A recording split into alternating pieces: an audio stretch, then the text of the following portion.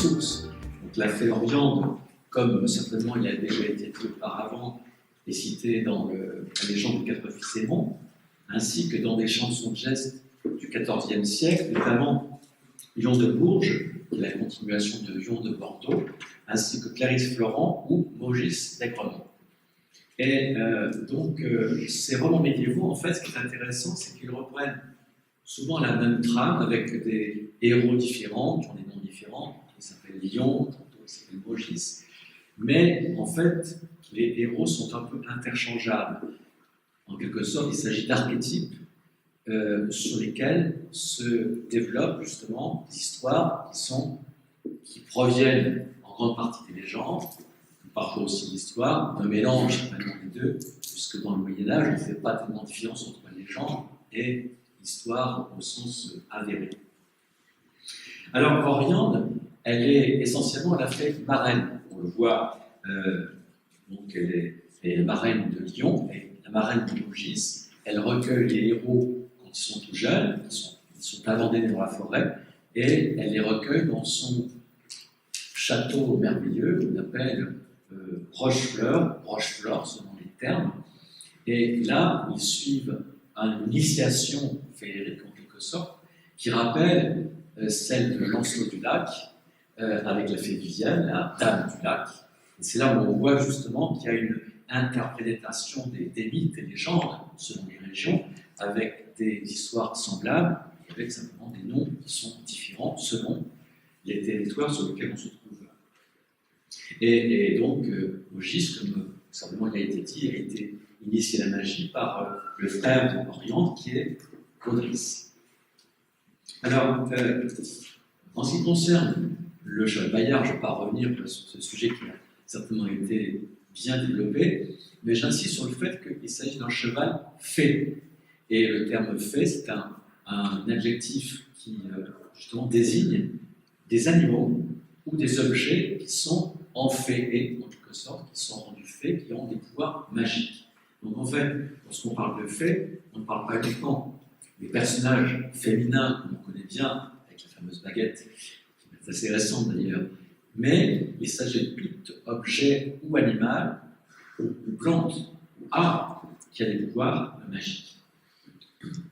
Alors, il y a un texte dans lequel, je crois que c'est le Bâtard de Bouillon, où l'on voit en fait Lion, le personnage, le héros, qui rencontre dans un château, il rencontre aussi bien Oriande, la fée, qui est reine à ce moment-là, parce qu'elle est l'épouse du roi Oberon, qui est un nain, qui est en fait l'équivalent, on pourrait dire presque un féto, c'est-à-dire que c'est un être féerique, mais masculin. Donc il est de petite taille parce qu'il n'a jamais grandi, parce qu'il s'est retrouvé en pleine féerie.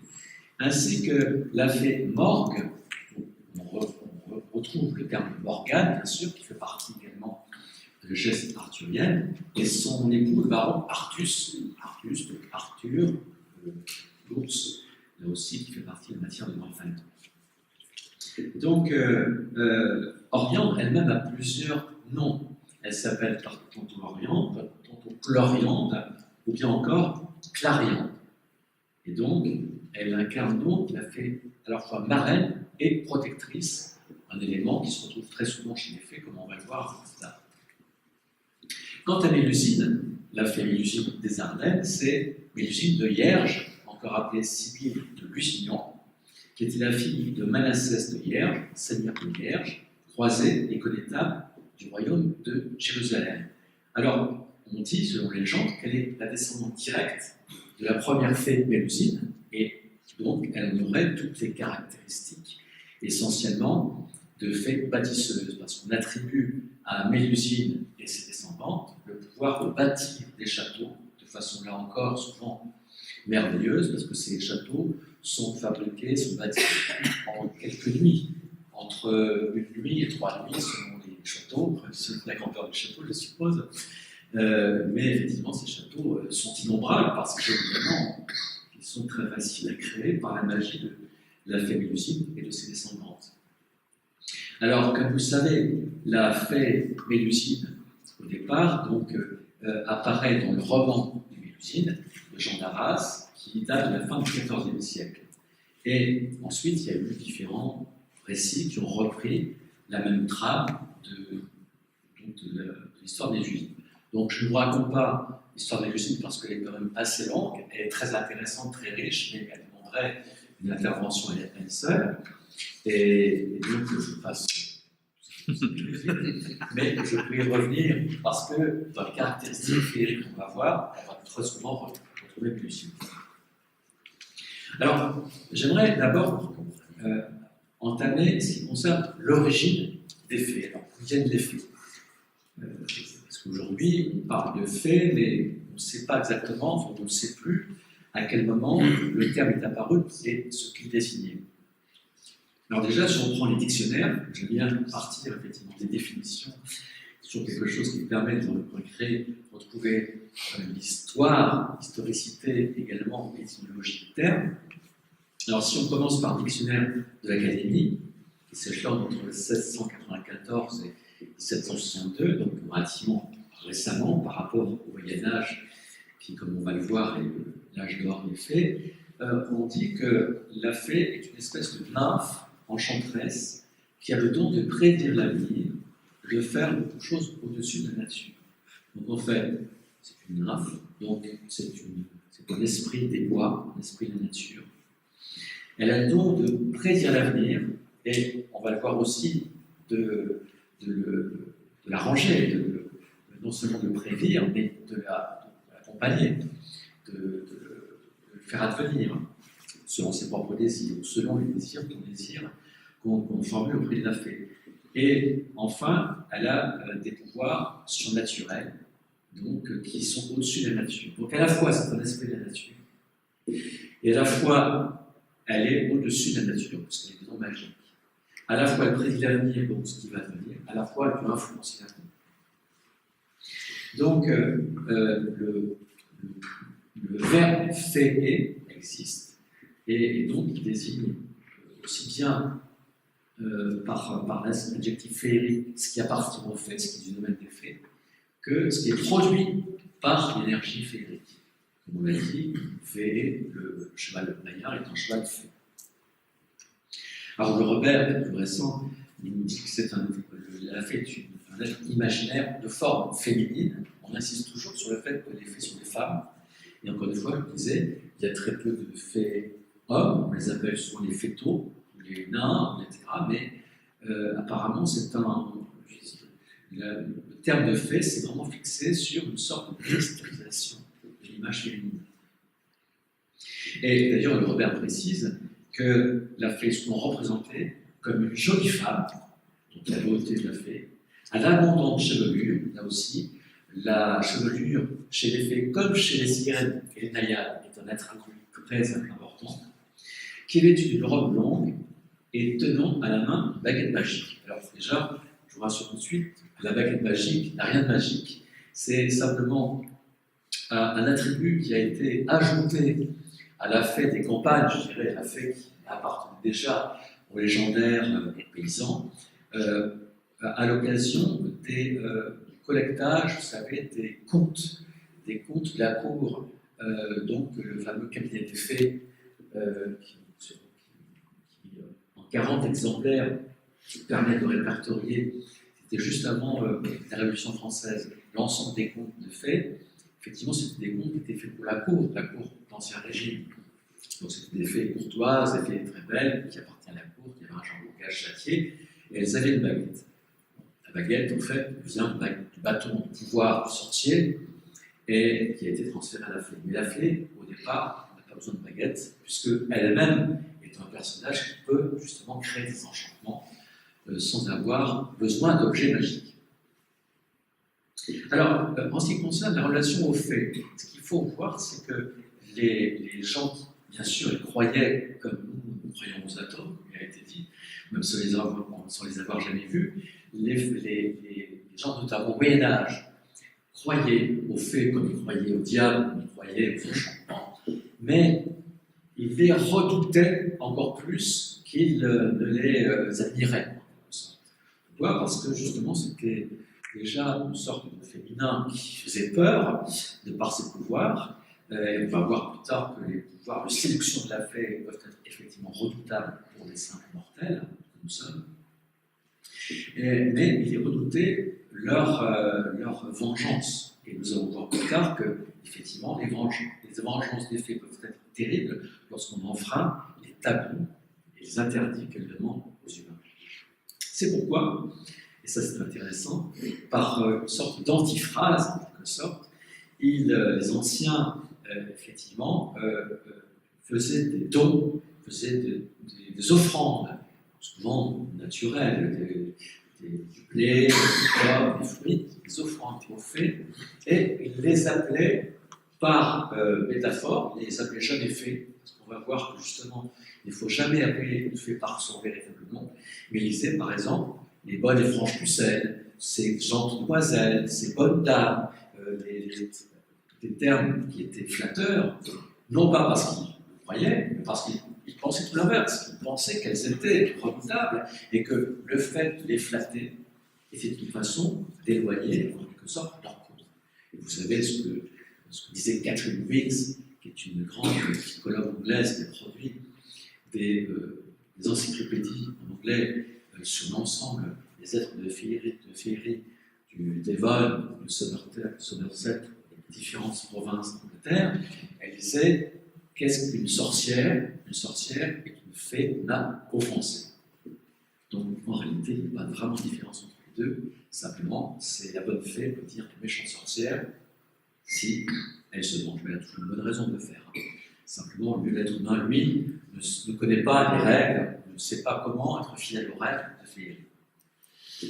Alors les fées, en fait, elles existent depuis toujours, en tout cas depuis très longtemps. On les trouve déjà dans une mythologie gréco-romaine. À Rome, le terme fata désignait, qui vient de fatum, le destin, désignait les déesses du destin. Alors c'était des petites déesses de la destinée qui n'étaient pas les principales déesses du Panthéon, mais étaient associées au culte des arbres, des eaux et des fontaines. Donc là encore, les demeures préférées des fées, on les trouve souvent à côté, dans les arbres, près des eaux ou dans les fontaines. Donc, elles sont en fait les cousines des parcs, des moires ou des nornes qui, dans des différentes mythologies, qu'elles soient nordiques, qu'elles soient gréco-latines, incarnent ces fameuses déesses de la destinée, celles qui justement prédisent l'avenir.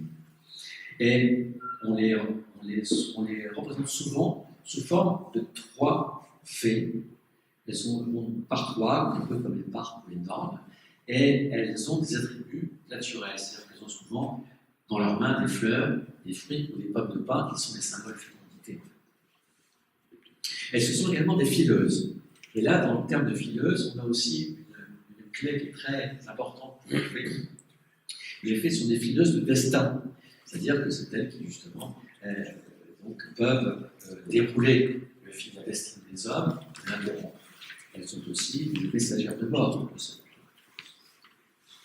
Alors, les Italiens, ils connaissent bien aussi le terme fata, qui vient de la Rome antique, mais pour désigner encore aujourd'hui les fées. Tandis que les Languedociens ou les Provençaux parlent de fana, de fade, et donc le terme de fana, vous savez, en Provence, d'où je viens, par mes origines en tout cas, désigne l'être un peu simplet, qui se réjouit de tout, mais en fait, on dit que le fana, c'est celui qui justement a été touché par les fées, qui a été effleuré par la main des fées, et il en est resté émerveillé, et c'est pour ça qu'il est ébahi devant les blanchiments du monde, en quelque sorte. Alors après, les fées donc, de l'Antiquité, on peut évoquer les fées celtiques, et c'est là encore aujourd'hui, dans l'intervention celtique, qu'on voit se trouvent de très nombreuses légendes correspondant à la vie des fées. Et chez les anciens Celtes, notamment les Gaulois, en fait, les fées étaient les descendants des druidesses, soit des femmes des druides, soit des druidesses à part entière, qui étaient vêtues de blanc et qui étaient liées justement là encore à différents sacrifices liés à la nature. C'est là où on voit un rapprochement entre les régions païennes anciennes, notamment celtiques, et les légendes et les croyances aux fées. Après, on peut passer aux faits médiévales, qui sont justement les plus importantes en termes de littérature, en tout cas. Et en fait, c'est en 1150, très précisément, qu'on emploie pour la première fois le mot fait dans différents manuscrits de l'époque. Notamment le pèlerinage de Charlemagne, qui évoque la fée Mazeux, qui est une fileuse. Et donc, elle travaille un splendide dessus midi. Et donc, elle est la première fée, en quelque sorte, de la littérature médiévale.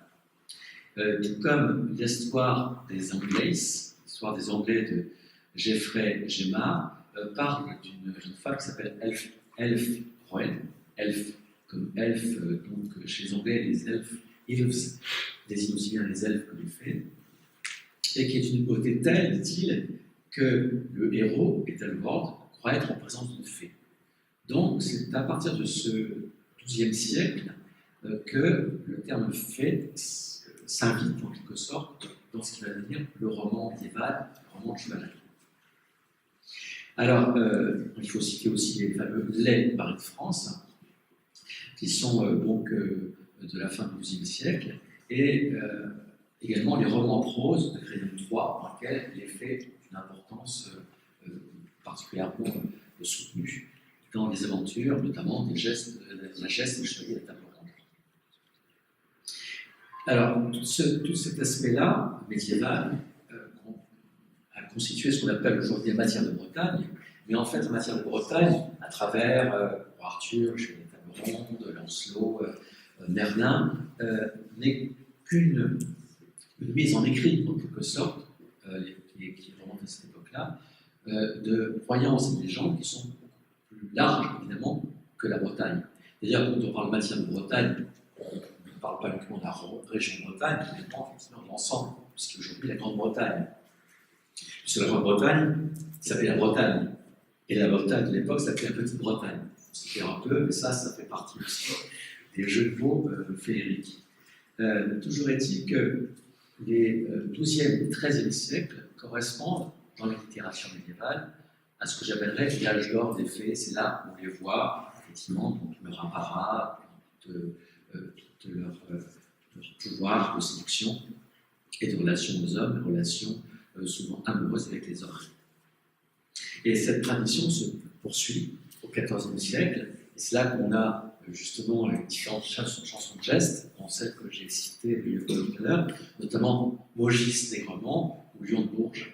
Mais là, il s'agit déjà d'une narration tardive, c'est-à-dire que XIIe, XIIIe, XIVe siècle, on a vraiment les faits dans la littérature médiévale, et puis ensuite, elles reviennent en quelque sorte, soit dans le répertoire des légendes de pays, les légendes de terroir, les légendes paysannes, où elles venaient d'ailleurs, ou bien dans la croyance païenne, ou bien elles vont rejoindre ce que je citais aussi tout à l'heure, c'est-à-dire les faits des contes de fées à la mode de la cour des anciens rois de France, donc des faits qui sont très édulcorés par rapport aux faits d'origine. Alors, il faut parler aussi des fées seigneuriales et des fées bâtisseuses, dont font partie justement Mélusine et ses descendantes. Alors, il faut savoir qu'au Moyen-Âge, justement, de nombreuses familles seigneuriales se revendiquaient en fait une origine féerique. Pour eux, au lieu de se référer à des ancêtres lointains qui auraient été des héros, des rois, etc., pour eux, c'était des fées. Et de cette façon-là, leur ascendance nobiliaire était rehaussée parce qu'elle s'ancrait dans justement un ancêtre fée, et très souvent c'était Jean Mélusine. Alors, les Gignons du Poitou sont liés, on sait, à la fée de Mélusine, et ces fameux châteaux bâtis en une nuit ou 3 nuits, et ainsi que Mélusine de Hierges en Ardennes. Et d'ailleurs, certains de ces châteaux portent encore, on peut les voir, l'empreinte du pied de la fée, c'est-à-dire que c'est là où la fée soit a posé le pied la première fois, soit effectivement a posé le pied avant de s'envoler pour vivre d'autres aventures. Donc il y a très souvent dans ces fées, dans ces châteaux, des marques de son origine féerique. On peut bien y voir. De la même façon, sans revenir sur l'histoire de Mélusine, que je ne vous raconterai pas et que vous connaissez par ailleurs, vous savez qu'elle a eu plusieurs enfants, avec seigneur des Mondains, et que ces enfants, bien qu'ils soient effectivement d'origine féerique, donc ils avaient des pouvoirs surnaturels, etc., mais c'était tous affiliés d'une déformation physique. Il y avait un qui avait des yeux de couleurs différentes, d'autres qui avaient une mûre de sanglier, d'autres qui avaient un bras plus long, enfin. Et alors pourquoi dire ce sont des enfants de fées, donc ils devraient être très beaux. Et en fait, tout comme les fées, cette déformation qui peut être très spectaculaire ou qui peut être cachée, vous savez par exemple la fée aux pas de doigts, les contes de Mme Merlois viennent de cette fameuse fée aux pas de doigts. Alors pourquoi des pas de doigts? Parce que justement on dit que tous ces personnages, les fées ou leurs enfants, viennent de l'autre royaume, vous voyez enchanté, ne peuvent pas apparaître dans notre monde à nous sans qu'il y ait une sorte de déformation. Cette déformation, elle est physique, elle peut se voir physiquement, soit effectivement c'est un visage qui est déformé, soit c'est un doigt, soit c'est quelque chose d'autre. De même, les châteaux. Ces châteaux, même s'ils sont parfaitement bâtis et qui sont merveilleux, il y a toujours une tour qui est inachevée. Il y a toujours un mur qui va s'écrouler. Il y a toujours un pan, vous savez, de mur qui est pisoté. Pourquoi? Parce que justement, toute construction féerique ne peut pas être parfaite dans ce monde, elle ne peut être parfaite que dans l'autre monde, le monde féerique. Dans notre monde, et dans notre monde à nous, il y a toujours quelque chose qui cloche.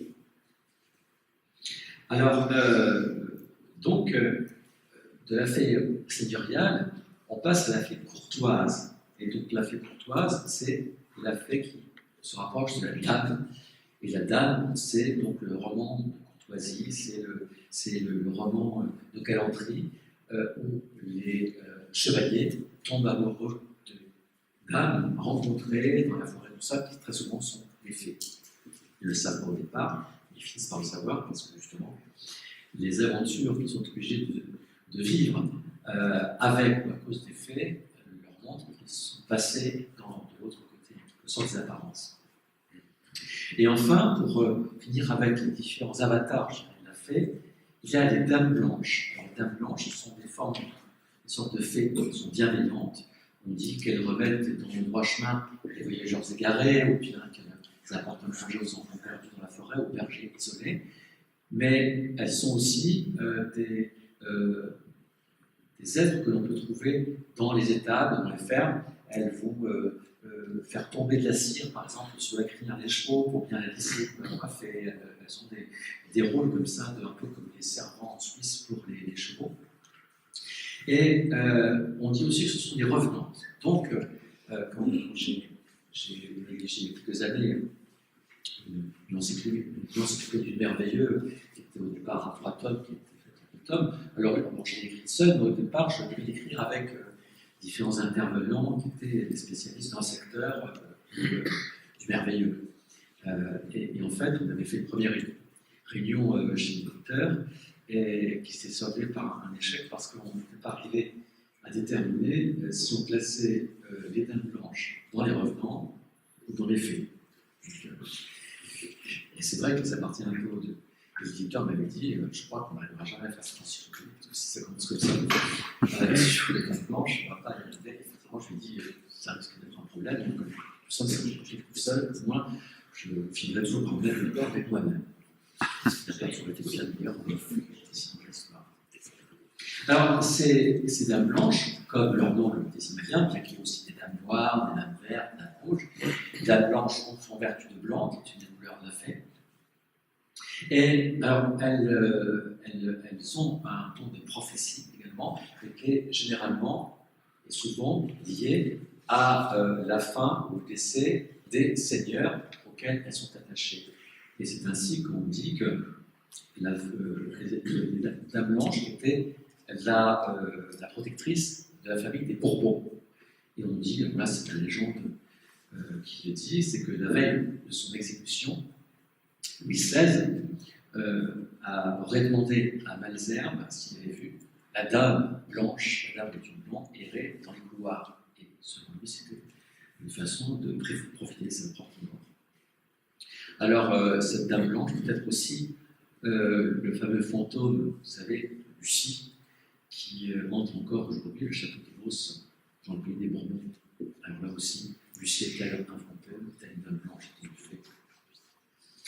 cas, ce rôle de la Dame Blanche, qui en fait va prophétiser la fin des seigneurs, se rapproche de la fameuse bande Banshee, que l'on trouve en Écosse et en Irlande, et qui est associée à un clan.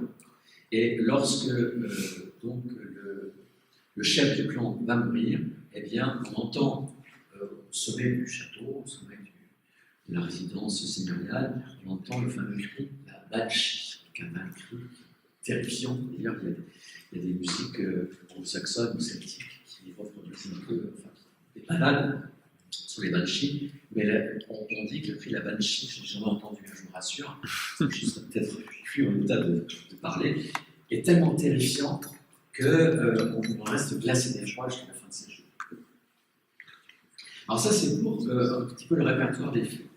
Maintenant, on peut passer aux différents domaines féeriques, parce que ces dames, évidemment, elles habitent différents lieux, que nous allons un peu voir, détailler les autres. Alors déjà, les îles. Les fées, très souvent, sont associées à des îles enchantées, qu'on appelle aussi les îles bienheureuses, les îles fortunées. Et alors, en Irlande, puisqu'on parlait d'Irlande, eh bien, elles ont différents noms. Alors, c'est Tir Nadnog, le pays de la jeunesse, Tir Fothuil, le pays sous les vagues, Tir Nambeo, le pays des vivants, Tir Nai, l'autre monde, etc. Alors, là aussi, on a ce même système d'antiphrase, de conjuration de malheur. Parce que quand on parle de pays des vivants, en réalité, on veut dire que les fées habitent le pays des morts et que les îles bienheureuses, ce sont, en fait, c'est l'autre monde, là où vont les défunts. Et ce sont en quelque sorte des gardiennes de l'empire des morts, qui est situé non pas dans les enfers souterrains ou dans un au-delà aérien, mais dans des îles, parce que les pays celtes sont des pays marins, et donc on situe ce paradis dont intéressent les marins, justement, dans l'océan de l'Ouest, l'océan Atlantique, et donc dans ces fameuses îles enchantées qu'on ne retrouve comme par hasard sur aucune carte géographique simplifiée. On ne trouve pas mention de ces îles. Alors, l'île de Man, par exemple, alors, est consacrée au dieu Mananan Pakir, qui est le fils de la mer. Donc, c'est des lectures qui fait l'île de Saint également. Et donc, on le voit, l'île de Saint accueillait un collège de druides qu'on appelait les Sénès et Prophétesses. Évidemment, l'île la plus connue, c'est l'île d'Avalon, île des pommes d'éternelle jeunesse, qui est un des royaumes des fées. Et donc, on dit que c'est la fée Morgane qui préside donc à cette île avec 9 fées, donc ce sont les fameuses fées druides. Et là aussi, c'est une île alors, qui a différentes attributs, bien sûr, magiques, mais c'est une île où sont reçus les héros, notamment, bien sûr, Arthur, qui, en fait, après leur trépas, ne sont pas censés être réellement morts, mais en dormition. Et ce qu'on dit de Arthur, c'est qu'il a été recueilli, donc après avoir été tué par son fils Mordred, il a été recueilli dans l'île d'Avalon par Morgane, mais il est en dormition, c'est-à-dire qu'il est dans l'état de léthargie, et un jour, lorsque le temps sera venu, je ne sais pas quand, eh bien il sortira de cette énergie, il sera à nouveau vivant, il reprendra son royaume, le royaume de Bretagne. Peut-être que nous pourrons vivre ce temps-là, mais en tout cas, les Bretons, pour certains d'entre eux, ils croient fermement, tout comme ils croient à l'existence, effectivement, de ces îles enchantées qui sont souvent envoyées sous la mer et qui un jour peuvent remonter à la surface. Alors, c'est aussi sans doute une île semblable à Avalon qui est présentée dans un récit du XIIe siècle, un texte du XVIIe siècle, pardon, un texte irlandais là encore, qui s'appelle La navigation de Bran, fils de Fébal. Et en fait, il inspira le fameux voyage de Saint-Ronan, qui a été rédigé en 1106 par un moine anglo-normand, qui parle en fait non pas d'île d'Avalon en tant telle, mais une île des femmes ou terre des fées, et qui serait aussi fréquentée par le fameux dieu Mananan Makir. Donc là, on voit encore que dans la recension chrétienne de ces légendes qui sont d'origine celtique et donc païenne, eh bien, les moines chrétiens reprennent aussi ce légendaire féerique, simplement, il est présenté d'une façon différente. Alors, après les îles, il y a un autre territoire qui est effectivement un territoire qui est fort fréquenté par les fées, c'est la forêt magique. Et donc, quand on parle de forêt magique, aujourd'hui, on a le sentiment de parler de forêts qui seraient différentes des forêts que nous connaissons. En réalité, qu'on soit placé dans le contexte du Moyen-Âge, la forêt, ce n'était pas un endroit qu'on fréquentait du tout. D'ailleurs, on appelait ça le désert. Aujourd'hui, quand on parle du désert, on pense à des dunes de sable. Au Moyen-Âge, c'était la forêt inextricable. Pourquoi ? Parce que c'était très dangereux, les forêts. Il y avait, bien sûr, des animaux sauvages, on pouvait s'y perdre, s'y égarer. Les forêts étaient très denses, donc effectivement, on ne pouvait pas voir le soleil, le ciel, on ne pouvait pas se repérer. Et puis, les seuls êtres qui s'aventuraient dans la forêt, et c'était soit des brigands, qu'on pouvait se faire assassiner, soit des ermites, soit effectivement le petit peuple des fées, qui lui avait sa résidence attitrée dans la forêt. Alors, de même que les dryades ou les amadriades de la mythologie antique romaine, eh bien, les fées très souvent vivaient ou étaient associées à des arbres. Et donc des arbres ou à des fleurs. Et donc, comme on le sait, les fées il y a des fées protectrices des fleurs qui aident par leur forme, leur beauté, leur couleur et leur parfum. C'est ainsi que, par exemple, en Angleterre, vous verrez très souvent des jardins, vous savez, donc les petites femmes anglaises qui adorent jardiner, et donc elles prennent garde, c'est quelque chose que je peux vous conseiller si vous avez un jardin, elles prennent garde de façon à avoir que leurs fleurs soient toujours très belles et bien parfumées, de réserver une partie de leur jardin aux fées. Alors, vous pouvez faire ça si vous avez un jardin. Il est conseillé de réserver aux fées, on va dire, un dixième du jardin. Vous placez un petit enclos, il suffit de mettre quelques bouts de bois avec un petit enclos. Vous mettez une autre spacing réservée aux fées, ou quelque chose comme ça, de façon à ce que personne n'y aille. Et surtout, vous laissez pousser librement tout ce qui est mauvaise herbe, comme on dit, tout ce qui est charbon, tout ce qui est quoi, dans ce domaine réservé. Parce que les fées vont y habiter. Et en échange de l'accueil que vous faites à ces fées, eh bien, elles vont faire en sorte de vous donner un très beau jardin. Donc, vous voyez ici, je vois certains sourires en disant qu'ils exagèrent, mais on serait en Angleterre, on dirait ça, et il y aurait au moins 10 personnes qui se lèveraient en disant oui, mais j'ai ça, j'ai un jardin comme ça. D'ailleurs, là aussi, un petit aparté, vous savez que Conan Doyle, l'auteur Sherlock Holmes, d'ailleurs, il détestait son héros, il a fait mourir, pour ensuite le ressusciter devant la demande générale, mais Conan Doyle a écrit bien d'autres œuvres, et il était par ailleurs un fervent défenseur du spiritisme. Et donc, il avait été contacté par deux petites filles, c'était au moment juste avant la Première Guerre mondiale, qui prétendaient, alors après ça a été démenti, mais bon, il y a un mystère qui reste autour de cette affaire, qui avait prétendu avoir pris en photo des petites fées. Et ça, avec l'appareil de photographie de leur père, donc à l'époque c'était des boîtiers, donc avec un trompeuse qui était long. Et elles avaient montré des petites fées, mais des fées à la mode, comme on disait, c'est-à-dire qu'elles semblaient être sorties de carton à chapeau, des petites fées qui étaient vêtues un peu à la mode des années 10 ou 20.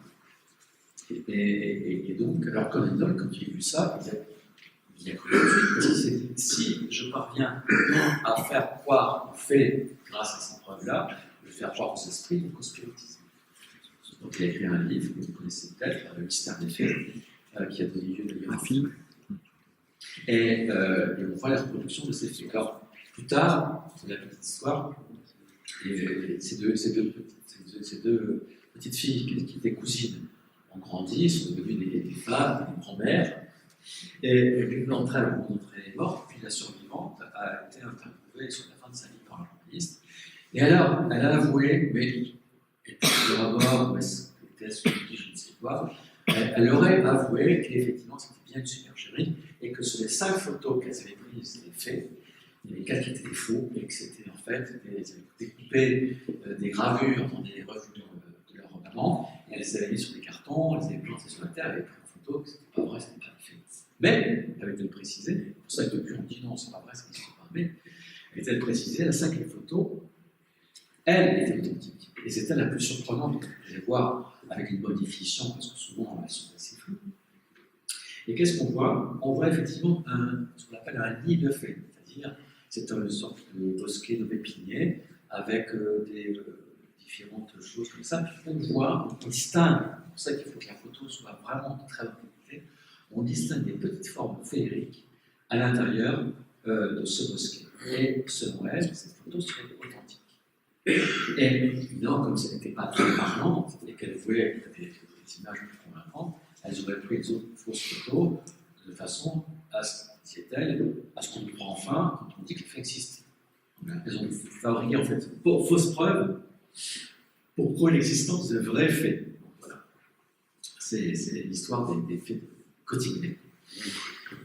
Bien, alors, ce qui est vrai aussi, c'est que dans la forêt, quand on va notamment à l'époque, alors soit au printemps, soit à l'automne, au moment des champignons, on voit ce qu'on appelle des ronds, vous savez, je ne sais pas si vous avez déjà vu ça dans la forêt, des espèces de ronds parfaits, on ne sait pas par quoi ils sont produits, alors l'explication scientifique dit que c'est en fait après l'orage, en fait, que ces ronds sont faits, mais la réalité, bien sûr, c'est qu'il s'agit de ronds de faits qui sont en fait la trace des petits pas des fées qui viennent danser en rond, parce qu'elles adorent danser, bien sûr, elles aiment tous les plaisirs, elles dansent en rond, et parfois, quand elles sont fatiguées de danser, elles font apparaître des champignons tout autour, qui sont pour elles des fauteuils de fées. Donc quand vous voyez des ronds champignons, ce ne sont pas, enfin ce sont des champignons, bien sûr, ce sont des sièges qu'on fait pousser les fées pour se reposer de leur ronde phonétique. Alors enfin, pour les habitats des fées, il faut parler des eaux des pas. Les fées adorent se baigner. C'est pour ça que on les voit très souvent dans les fontaines, près des rivières, dans les lacs, près de la mer aussi, mais elles sont dans ce lac glacial. Et au XVIe siècle, il y avait un proverbe qui disait « comme une fée sortant de l'eau ». Ce n'est pas la fée qui est de l'eau, c'est la fée qui sort. Alors, je reviens un peu tout à l'heure sur cette histoire de ronds de fées et les rencontres des fées dans les forêts. Mais là, je vais aborder un autre aspect des caractéristiques féeriques qui sont les dons et les interdits des fées. Parce que c'est là, justement, manquons nous d'informations et de savoir si jamais nous sommes fait un jour ou l'autre, on ne sait jamais. Alors, comme on le sait, on le sait par les contes, la fée d'arène, c'est celle qui se penche sur le berceau des nouveau-nés pour leur trouver sur une grâce. D'ailleurs, la fée Oriande s'est penchée sur le berceau de Mogis pour lui faire don du courage. C'est elle qui lui a donné du courage. Et déjà, dans les inscriptions latines qu'on peut retrouver, les fées rejoignent en quelque sorte les mères, les maîtresses, les matrones, en fait celles qui sont en quelque sorte à la fois les bienfaitrices, les marraines, les initiatrices des hommes, notamment des héros. Elles sont aussi associées à la fécondité. Par exemple, il existe en Provence le massif d'Estérel, du côté après le massif des morts, et le massif d'Estérel porte ce nom parce qu'il y avait une fée qui vivait là, la fée Estérel, et qui, en fait, donnait au Moyen-Âge la fécondité aux femmes stériles. Donc, il suffit que les femmes se rendent sur ce massif-là, elles faisaient une invocation à la fée Estérel, et elles étaient... Alors, les dons, je ne m'apesantirai pas sur les dons féeriques, parce qu'on les connaît, il suffit de faire des offrandes aux fées, on fait des vœux, on fait des dons. Mais je vais un peu plus étayer les tabous, les interdits, parce que c'est là, effectivement, l'alliance qui est toujours possible avec la fée est souvent rompue à cause de l'être humain qui, lui, n'a pas su respecter le tabou, qui est pourtant fort simple généralement, édicté par la fée, souvent il s'engage à le suivre, et puis finalement il oublie, parce que il est oublieux, et la fée, elle n'oublie jamais. Alors, le tabou, ça peut être différentes choses. Les choses qui nous paraissent, nous, totalement secondaires et inutiles, c'est pourquoi on dit, oui, bien sûr, je m'engage à ceci ou à cela, mais on n'a pas le sentiment que c'est important. Pour les faits, c'est très important. Alors, par exemple, je vous disais, il est interdit d'appeler une fée par son nom. Ça, c'est proscrit. On peut l'appeler de différentes manières, mais jamais par son nom.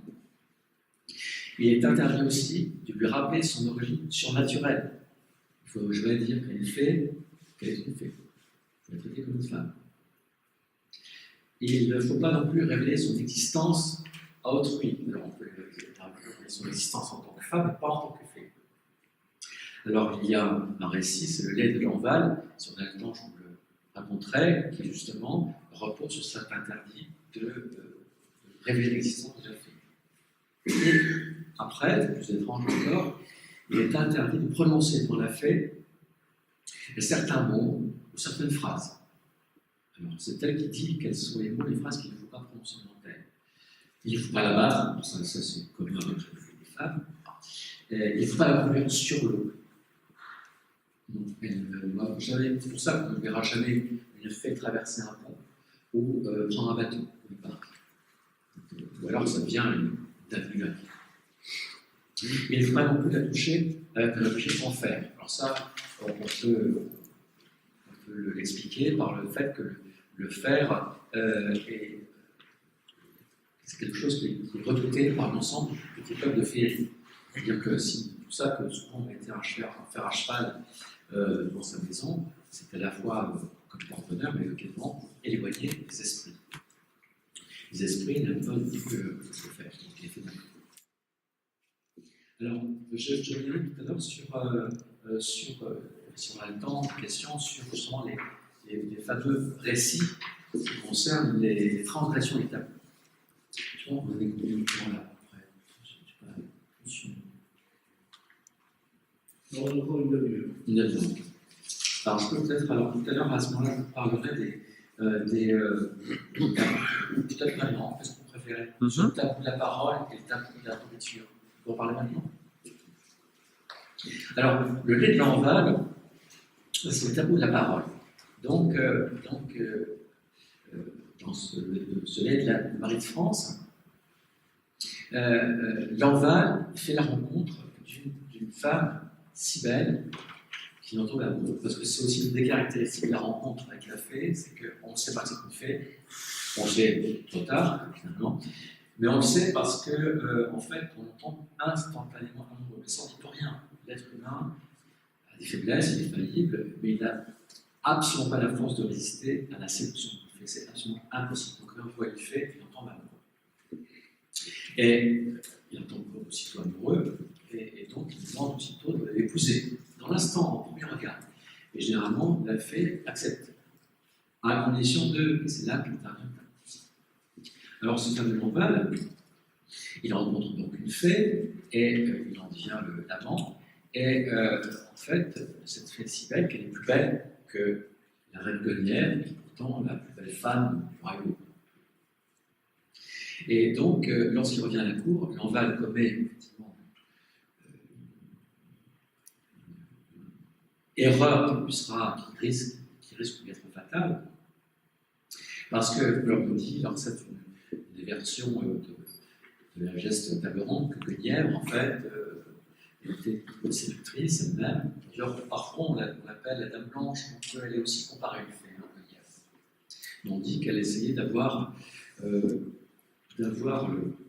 gagner l'amour de ses chevaliers, notamment du beau Lanval. Alors, Lanval l'a refusé, a repoussé ses avances en disant qu'elle était certes très belle, mais qu'il avait rencontré une femme beaucoup plus belle qu'elle. Alors, finalement, Guenièvre n'a pas supporté cet affront, elle était trouvé son mari, et en disant, on avait bien sûr ce qui s'est passé en disant que l'enval lui avait fait des avances et que c'était elle qui l'avait repoussé et que lui avait dit mais de toute façon c'est pas grave parce que j'ai une maîtresse qui est beaucoup plus belle que lui. Donc là c'était un crime de lèse-beauté en quelque sorte et devant toute la cour, l'enval a été pris de s'expliquer devant Arthur et la cour de façon à produire la preuve ce qu'il avançait, c'est-à-dire de produire cette femme si belle qu'elle était plus belle que la Cognale, parce que personne ne pouvait penser que c'était concevable quelque chose pareil. Alors, évidemment, comme il a enfreint l'un des tabous que je vous ai cités, c'est-à-dire qu'il avait révélé l'existence de la fée, et bien lorsqu'il a voulu retrouver cette fée, la fée n'était plus disponible, elle se refusait à lui, ne pouvait plus apparaître. Et donc, il pouvait être condamné à mort pour cette faute-là. Et finalement, il a tellement pleuré, tellement été dans le désarroi, dans le malheur, que la fée de l'histoire a fini par avoir pitié de lui. Et au moment même où, dans la cour, le délai était accompli et il risquait la mort, eh bien cette dame fée est apparue sur un très beau cheval. Je ne sais pas si c'était un cheval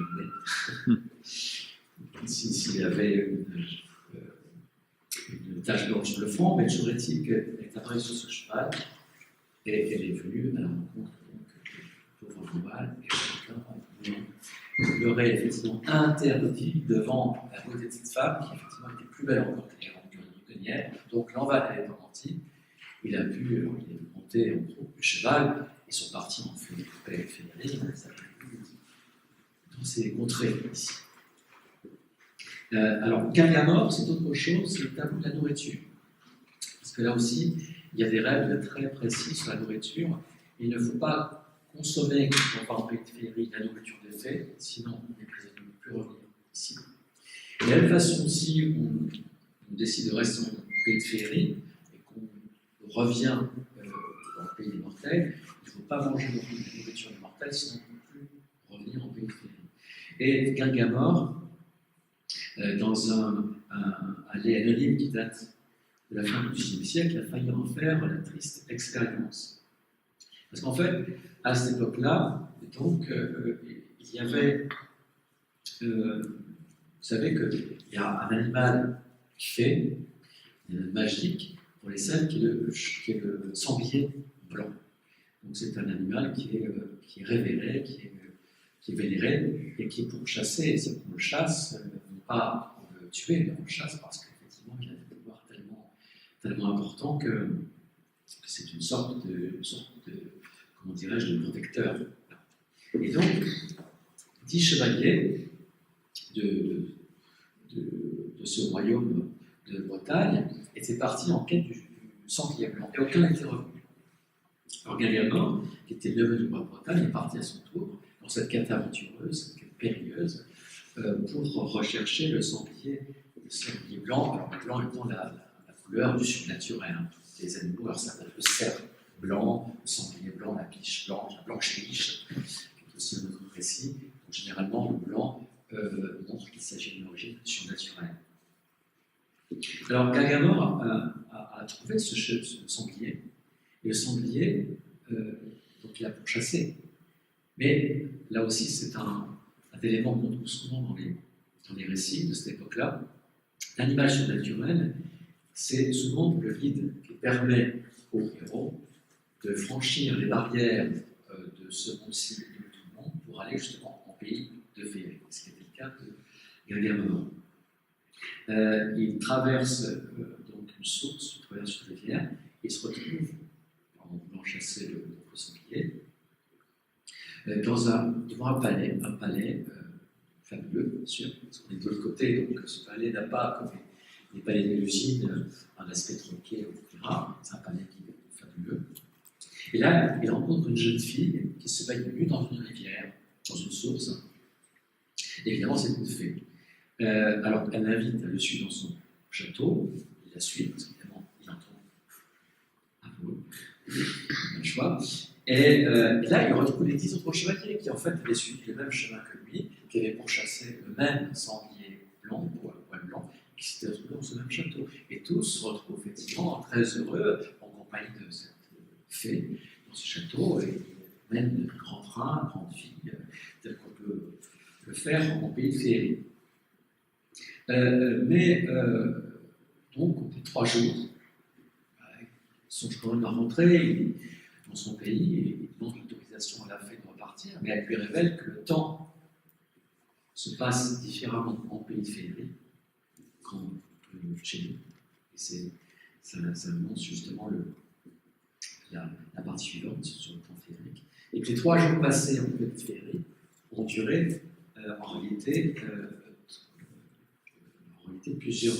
Alors dans ce conte-là, oui, c'est ça. Les 3 jours en pays de féerie au Canada ont duré 3 siècles. Alors, le problème, c'est qu'il revient quand même. Évidemment, 3 siècles sont passés, c'est-à-dire que le Seigneur est mort, il ne connaît plus personne, il est complètement isolé, donc il se dit, je n'ai plus rien à faire dans ce monde. 3 siècles plus tard, imaginez, vous, que vous alliez dans la forêt, vous passez 3 jours et 3 nuits avec une jolie fée dans un château fabuleux, puis 3 jours et 3 nuits, c'est 3 siècles. Je peux imaginer qu'elle sera ce monde. Donc, qu'est-ce qu'il fait? Il revient. Mais lorsqu'il va pour repasser la rivière, eh bien, il a faim et il voit le premier. Il prend une pomme et il mord dans la pomme. Et là, aussitôt, comme il a consommé d'un fruit mortel, le monde est mortel, en dehors du pays de féerie, peu à peu, il y a tout le poids des ans qui tombe sur lui, il vieillit, jusqu'à atteindre 300 ans, et il se répand presque poussière. Heureusement, il y a des gens qui finissent bien, d'autres ne finissent pas bien ainsi, eh bien, il fait, le rattrape et lui fait passer la rivière à temps, de façon à ce qu'il puisse retrouver sa belle un conte féerique. Ça, c'est l'intérêt de la nourriture. Et il recouvre sa jeunesse, oui. Pardon. Il recouvre sa jeunesse. Il recouvre sa jeunesse. Oui, parce qu'en fait, ça aussi, c'est une caractéristique du pays de féerie, et qui vaut pour les fées comme pour les habitants. Les prisonniers sont souvent consentants du pays de féerie. C'est qu'en fait, il n'y a pas de vieillesse, il n'y a pas de mort, et c'est un éternel présent dans une éternelle jeunesse. Plutôt agréable comme perspective. Et bon, encore faut-il trouver le chemin pour y aller. Et je vous donne quelques indications si certains peuvent faire l'expérience. C'est l'aventure.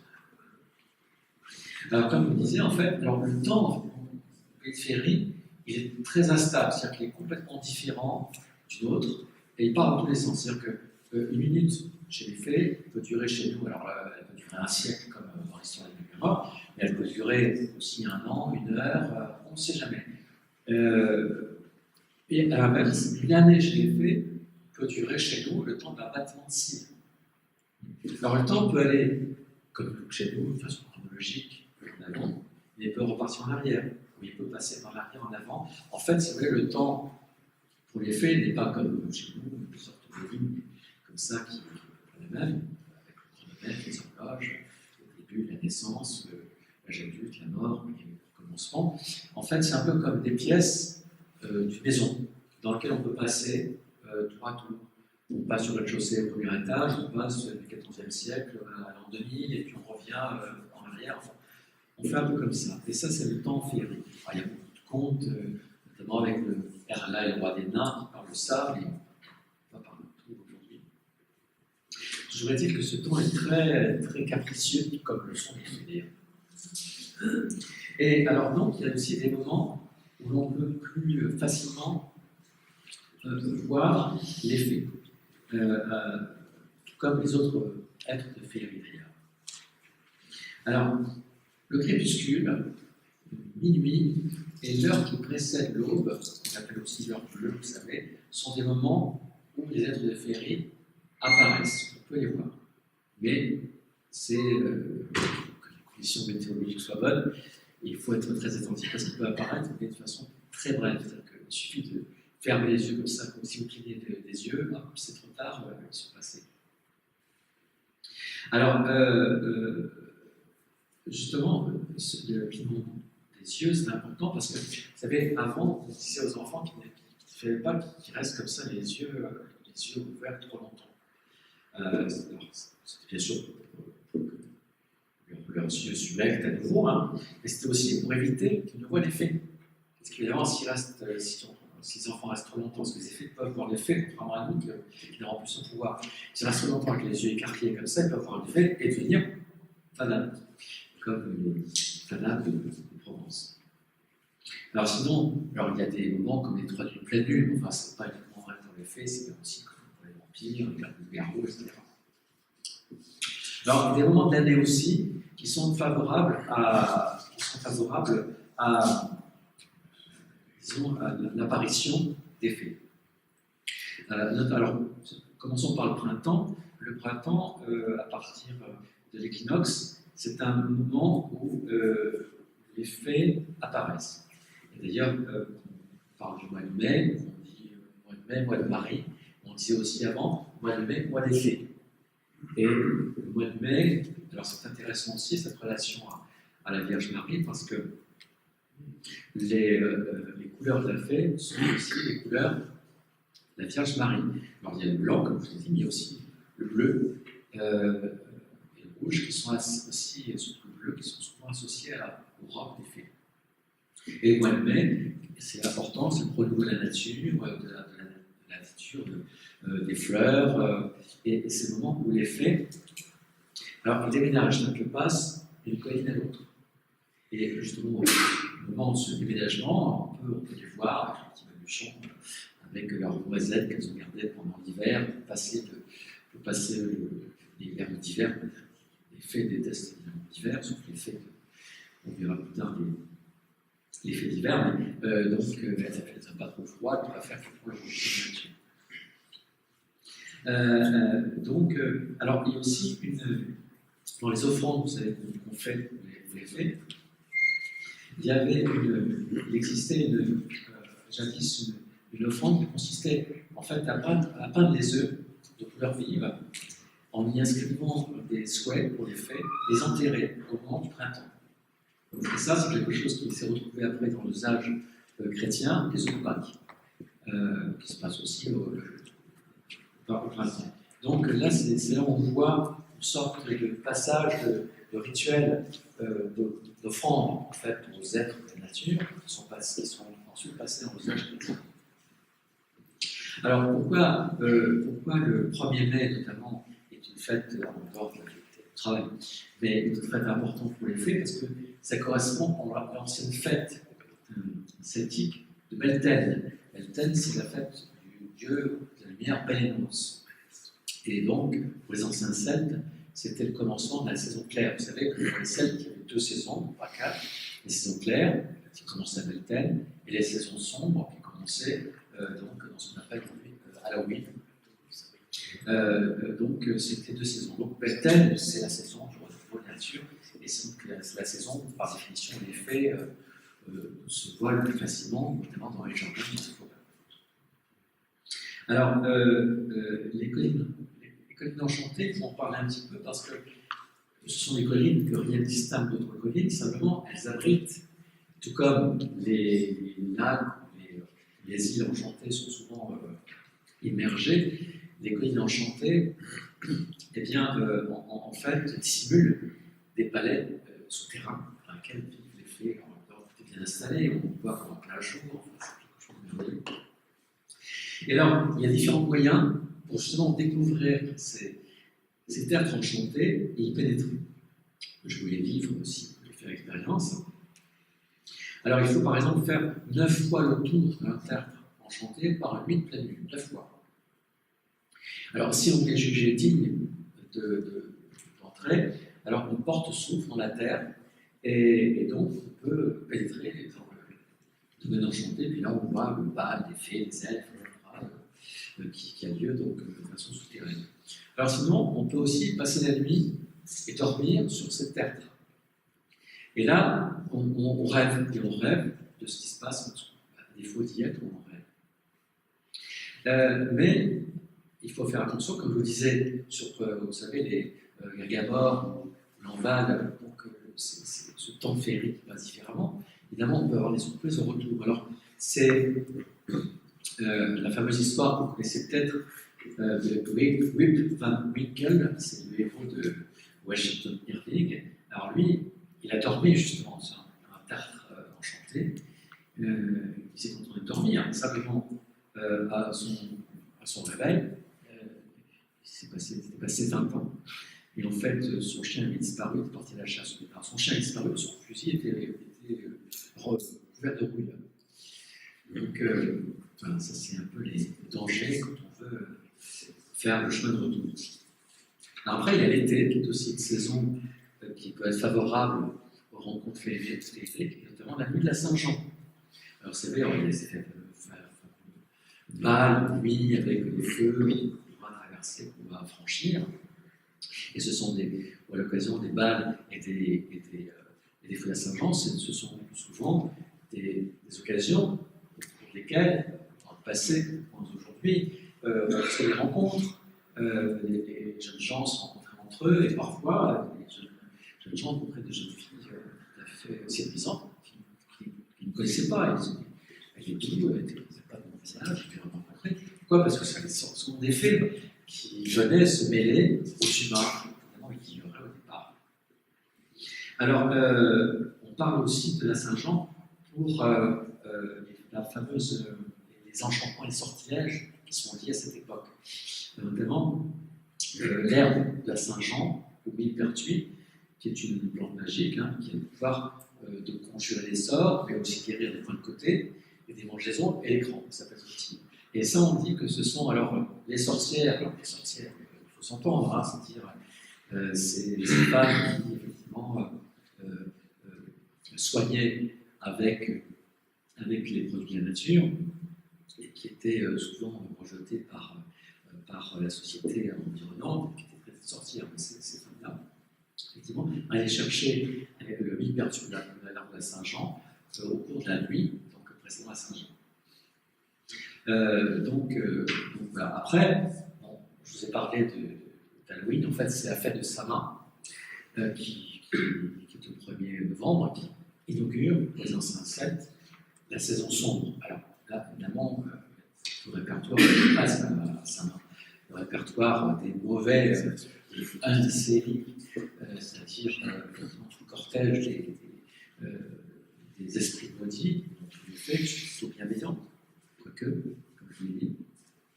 Mais en tout cas, ce qu'il faut savoir aussi par rapport au temps féerique, c'est que la nuit d'Halloween, avant la Toussaint, en fait, c'est pas une nuit comme les autres. C'est une nuit qui est décomptée du temps normal. C'est-à-dire que c'est un moment qui est hors du temps. Ce qui fait que lorsque, pour la nuit d'Halloween, les êtres, aussi bien les défunts que les êtres les maudits, que les sorciers, les sorcières, que les diables, et tout ça, sortent de l'enfer ou sortent du féerie pour venir chez nous, eh bien, c'est leur temps qui prévaut, non pas le nôtre. Ce qui veut dire que si, par exemple, vous pouvez emporter dans une ronde d'être venu de l'autre côté, vous restez prisonnier de cette nuit d'Halloween. Elle ne va pas durer uniquement une nuit, elle va durer toujours. En fait. Tout comme, tout à l'heure, je vous parlais en fait des rondes de fées, il faut savoir que j'avais rencontré il y a quelques années, quand je faisais comme ça des causeries sur les fées, il y a plusieurs années, c'était en Suisse, en canton de Vaud. J'avais rencontré un ancien libraire qui lui me disait qu'il avait rencontré des fées. Et notamment qu'il avait justement traversé ce fameux cercle de fées, dans lesquels les petites fées dansent en rond, comme ça, on se rend par l'humain. Alors, ce qu'il faut savoir, c'est que lorsque un humain est invité à danser avec elle, s'il les rejoint, ben, il est emporté par la ronde, et donc je vous dis que ça peut durer un temps indéterminé. Et lui m'avait affirmé, j'ai cru son parole, alors je ne peux pas remettre ce parole, mais il m'avait affirmé qu'il était tombé justement sur un fée, qu'il avait été emporté par la ronde des fées, et heureusement qu'il était avec un ami, qu'il a pu lui tendre une main en dehors du cercle pour le tirer en arrière, il a pu être sauvé de ce temps un certain défi. Donc là aussi, si vous voyez un cercle tout à fait, vous voulez dans ce café, ne partez pas seul, de façon à pouvoir être tiré maintenant. Alors, pour finir l'année du calendrier fée, je terminerai sur l'effet de Noël. L'effet des sorcières, là aussi, selon l'appréciation qu'on en a, mais il y a différents personnages comme ça qui sont liés à la période de Noël. Noël, évidemment, pour les anciens, ce n'était pas le Noël chrétien, c'était Yule, qui correspondait au solstice d'hiver, et au jour, effectivement, où la nuit est plus importante que le jour. On ne sait pas si le soleil reviendra, et on fait des offrandes justement pour faire revenir le soleil, en fait. Et c'est vrai que le principal, vous savez aussi, dans le temps, on ne donnait pas les cadeaux qu'on donne aujourd'hui, mais aux enfants, on leur donnait souvent une orange. Alors, pourquoi une orange? Une orange, c'est pas grand-chose. Déjà, une orange, à cette époque, c'était quand même assez rare, parce que ça se trouve pas partout, hein. D'une part, et puis l'orange, c'est le symbole du soleil, justement.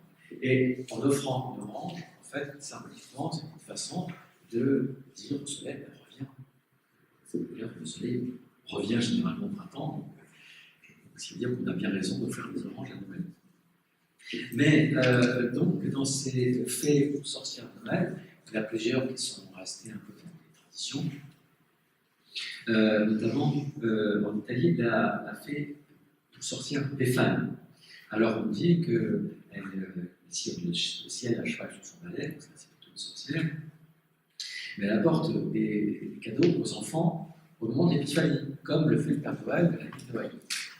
Donc c'est à la fois une fée et une sorcière. Alors pourquoi est-ce qu'elle fait ça? C'est parce qu'à l'origine c'était une femme, une veuve, qui ramassait une fagotière et sa vie en ramassant des fagots. Et les rois mages ont passé par là et lui ont proposé d'accompagner pour aller voir l'enfant Jésus avec elle. Mais elle dit, moi je prends le temps, je ramasse des fagots, etc. Mais à peine les mages étaient partis qu'elle dit au revoir, elle dit, maintenant je souhaite y aller. Et donc, elle s'est dit, je vais y aller, et puis en chemin, je ferai des cadeaux aux enfants, en de faire un cadeau à l'enfant Jésus. Et elle est partie avec sa hotte, avec différentes choses, et puis elle les offrait aux enfants. Donc, elle est un peu l'équivalent du Père Noël. C'est la fée aux sorcières des Fana. Alors, en Russie, il y a la babouchka. La babouchka, c'est un peu la même histoire. Elle est partie sur les traces des rois mages qui ont dit pareil, viens avec nous. Elle a commencé à hésiter, puis ensuite, et donc elle a essayé de suivre leurs traces, les traces du chariot sur lequel étaient les rois mages. C'est par la Russie dans cette histoire-là. Méditerranéen. Donc, elle frappe à chaque porte et elle a des pains noirs dans les poches et l'offre de pains noirs aux enfants. Donc, c'est Noël qu'offre la babouchka donc aux enfants. Et alors, ce que disent encore les enfants dans une chanson, c'est Petite mère babouchka, protégez-moi du fouet de Baba Yaga. Parce que vous savez, Baba Yaga, c'est l'atroce sorcière au don de fer, donc une côte russe. Il y a également une fée des neiges. Je dis que les fées de printemps, en fait, avaient peur du froid, c'est vrai, mais sauf les fées russes, notamment une fée des neiges qui s'appelle la Sniegorodska. Sniegorodska, c'est difficile à prononcer, qui est la fille en fait, du père Gênes. Donc c'est une fée qui est entièrement fée des neiges. Donc elle ne vit que le temps effectivement, de l'hiver, qui heureusement est long aussi, parce qu'évidemment au printemps, il fait. Et enfin, il faut citer la fée Berchta, qui est une fée allemande, du sud de l'Allemagne, et qui, alors on dit qu'elle fait partie de la chasse fantastique du dieu Odin, vous savez. Et donc, chaque année, le 6 janvier, elle échappe à la chasse fantastique du dieu Odin pour faire des cadeaux. Donc là aussi, c'est une fée qui apporte des cadeaux. Et puis, dans l'est de la France, c'est la tante Harry, la fée de l'air, je fais sa tournée, mais alors, parce qu'elle a des pouces au trésor, des cadeaux, tout ça, elle passe par les cheminées, etc. Là, vous voyez, mais à condition que les ouvriers soient bien tenus. C'est pour ça qu'il faut généralement faire attention. Après le Noël, on dira oui, je suis laissé en place parce que oui, elle n'aime pas du tout le désordre. Donc, si on voit que c'est un désordre, elle s'en va. Alors, sans compter, c'est la fée Berthe qui, de toute façon, elle passe dans chaque foyer, on met des cadeaux, tout ça. Alors, ça sera un souvenir, c'est Berthe la fileuse qui sera un souvenir de Berthe de Bourgogne, qui, pour donner l'exemple, filait chaque jour le collier de chambre de lin. Toujours est-il que la fée Berthe, elle vient, en fait, elle vérifie que tout ce qui est de matériel tissé est bien mort. Et elle est accompagnée par les servants, qui sont des petits lutins bien déployés. Et alors, c'est eux qui tirent la couverture des paresseux, qui sortent du lit, ils font tomber la jatte de lait, la fermière va tirer le lait, tout ça. Donc, ils font plein de farces, toutes des aménages les unes que les autres. Ils sont les assistants de la fée Berthe. Alors, si la maison est bien tenue, donc tout va bien, elle va laisser ses offrandes. Et si jamais ce n'est pas le cas, alors là, les servants sont d'accord avec les bras, ils emmêlent toute la finasse entre elles, tout ça, ils savonnent au savon noir, ils marchent sur l'escalier pour qu'on se casse la figure, ils emmêlent les crins des chevaux entre eux pour qu'ils ne puissent plus quoi faire, enfin, ils font des trucs incroyables, ils cachent bien sûr les clés, de façon à ce qu'on les retrouve nulle part. Si un jour vous ne trouvez pas vos clés, ne les cherchez pas dans vos poches, tout ça c'est pas la peine, c'est un farceur qui les a mis dans la boîte à sel, dans la farine, n'importe où, un endroit improbable. Ça sera évidemment des lutins, comme on a vu, les faits peuvent se remplir. Alors, j'en ai terminé ces jeux en Pays de Fédrine, et puis si on a encore le temps, je pourrais répondre à vos questions si vous en avez. Je terminerai juste sur une anecdote, parce que souvent on me pose la question, est-ce que les faits, est-ce que vous y croyez? Moi, les faits dont je vous ai parlé, je les ai lus, je les ai trouvés dans des livres, dans des bibliothèques, dans des récits. Bon, j'ai des témoignages de gens qui auraient été confrontés à des faits, notamment un chercheur, un ethnobotaniste membre du CNRS, qui a pris en photo, vous connaissez peut-être la photo, une petite fée de marronnier. Et en fait, il a pris cette photo au moment où il y avait un marronnier à côté de sa maison, et le marronnier était tellement grand et proche de la maison qu'il était obligé de l'abattre. Mais comme il avait un sens quand même écologique assez prononcé, il a fait, comme on fait encore chez les chamans du Sud, il a fait une petite prière pour le marronnier en disant écoutez, excuse-moi, je dois le couper, parce que sinon ça va détruire la maison, tout ça. Et puis, l'année suivante, il avait vu qu'il y avait eu des rejets. Et dans les rejets de marronnier, il s'est approché, qu'est-ce qu'il avait vu? Dans le bourgeon terminal marronnier, il avait vu une magnifique petite fée verte, elle était verte, mais vraiment parfaitement conforme. C'est incroyable, c'est une illusion d'optique ou quoi? Alors, il est allé chercher son appareil photo. Il est revenu, il a pris la photo, et la photo existe, vous pouvez la trouver facilement sur Internet, la fée du marronnier. Et que j'ai aussi. Alors, c'est vrai que il faut l'avoir en ralentissement. Parce que un bourgeon, c'est pas grand quand même. Donc, il faut que l'agrandissement du bourgeon soit de cette taille pour qu'on puisse voir la fée qui est de cette taille. Mais une fois qu'on l'a vu, alors par exemple, vous voyez la fée, on ne voit pas vraiment parce qu'elle se mélange. Ils ont des bourgeons, etc. Mais quand on l'a vu, on ne voit plus qu'elle. Et c'est pour lui la famille marronnier. Alors, quand je l'avais, parce que j'ai collaboré aussi un documentaire sur l'existence des faits à l'époque, et on l'avait filmé, on lui posait la question, mais pour vous, est-ce que c'est une preuve de l'existence des faits, tout comme pour Conan Doyle, les faits de Cottingley, c'est une preuve de l'existence des faits. Il a dit, ah non, je ne sais pas, je ne suis pas sûr que les faits existent, mais je pense que j'ai le privilège de voir cette petite fée, même si c'était une vision d'optique, en tout cas pour moi, cette petite fée, c'est la fée du marronnier, je ne l'ai plus jamais vue. Mais pour moi, c'est un cadeau que l'on fait justement les fées en permettant de se dévoiler à moi et peut-être en diffusant cette photo de permettre aux gens peut-être d'y croire à nouveau puisque avant on y croyait. Voilà, merci.